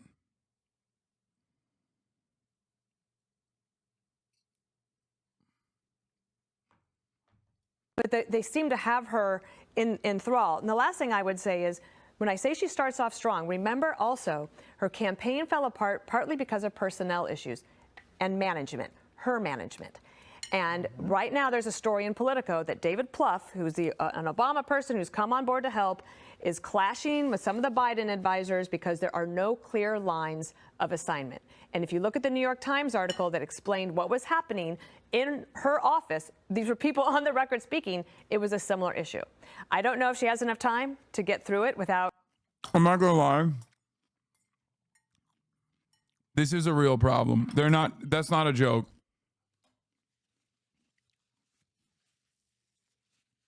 Like, that is a real issue. It's not a joke. Kamala Harris has notoriously been bad at keeping staffers around. And honestly, she's not a very good manager. And also she's very malleable because she doesn't have like an ideological position you can pin her on, which means that she's not going to like rely on people that are at least invested in churning out policy positions that she agrees with.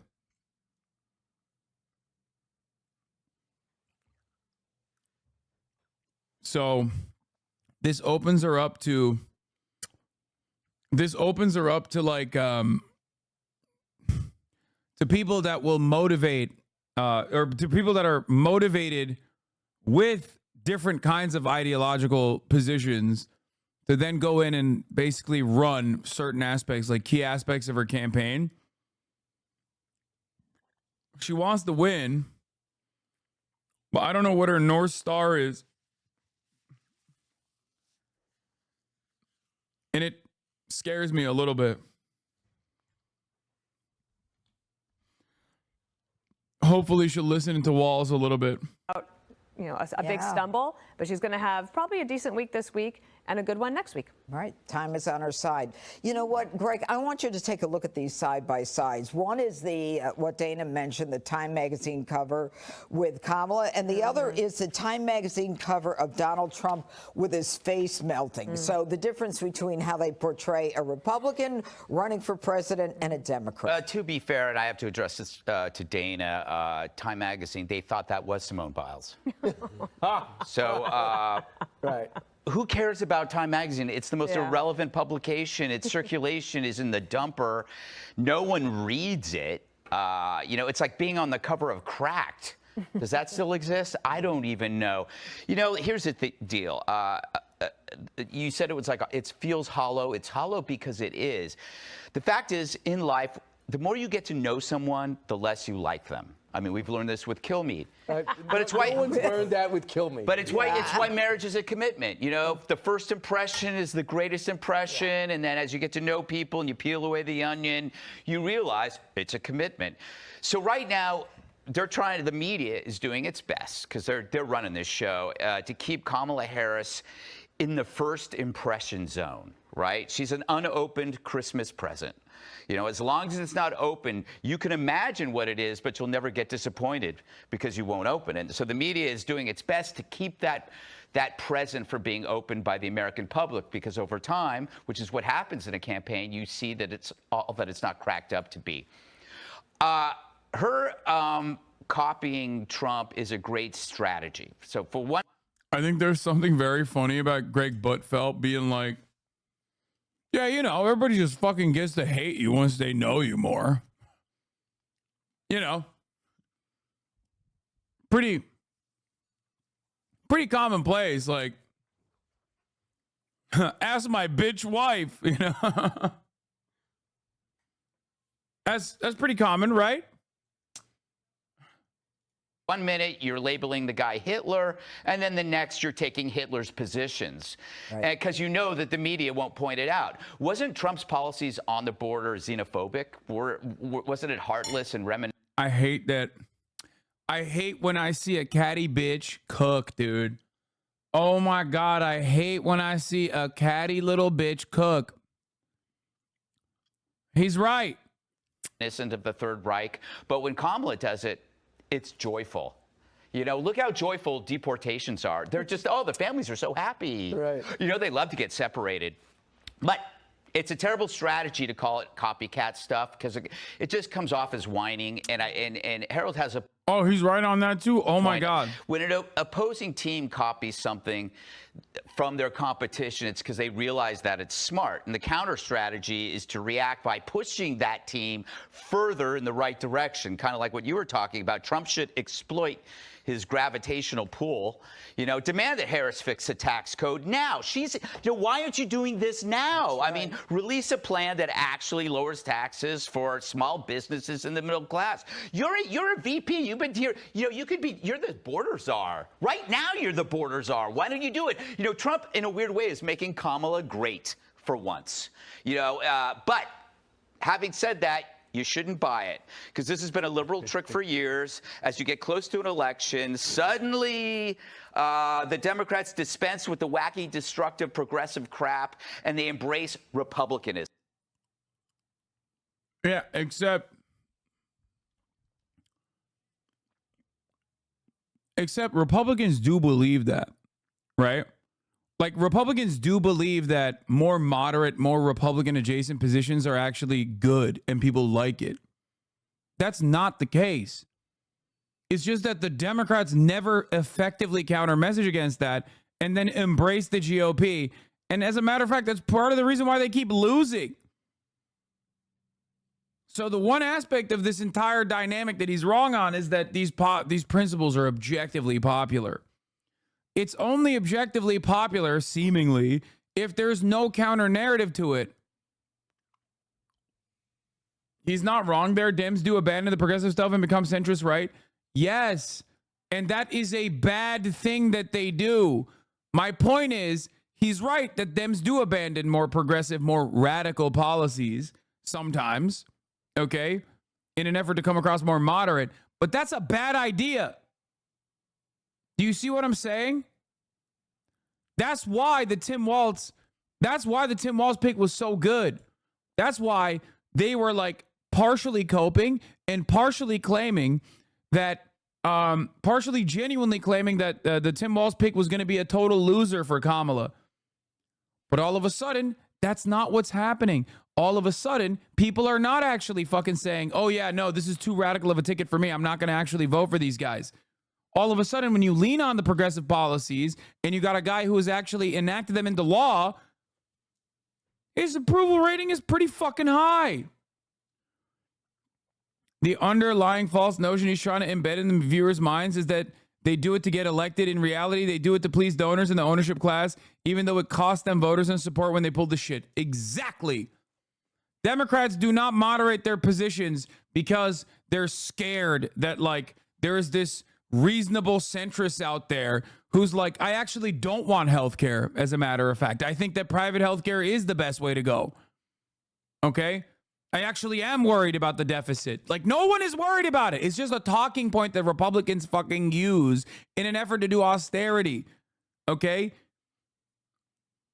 That's the best possible way to advocate for more tax cuts. Tax cuts, austerity, tax cuts, austerity, tax cuts for the wealthy, austerity. That's it.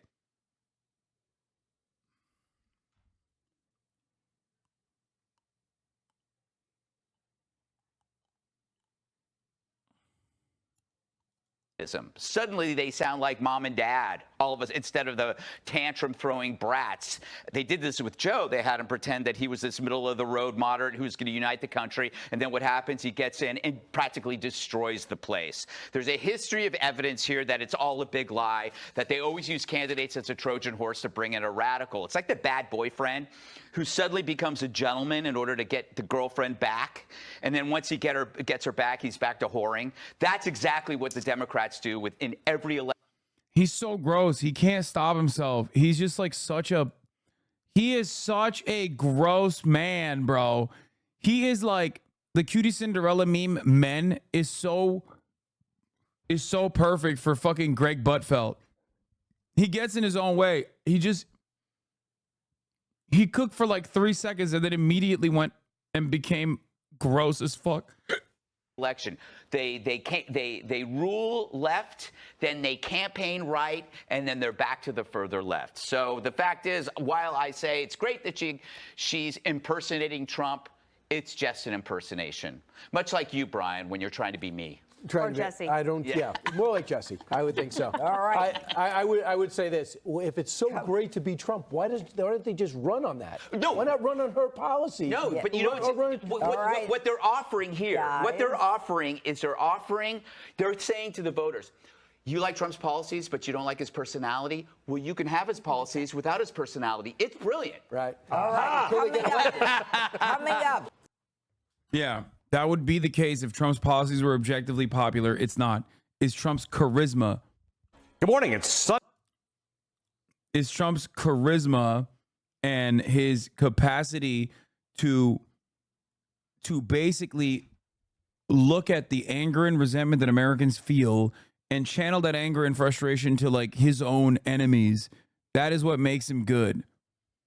It's not his policies. Ain't nobody was like, oh man, it's so sick. I'm so glad that you fucking actually gutted protections for a normal healthcare process in this country.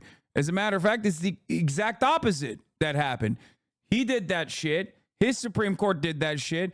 And now Americans are like, we are going to punish you. We hate you. We already hated your fucking attitude. We already found you to be repugnant.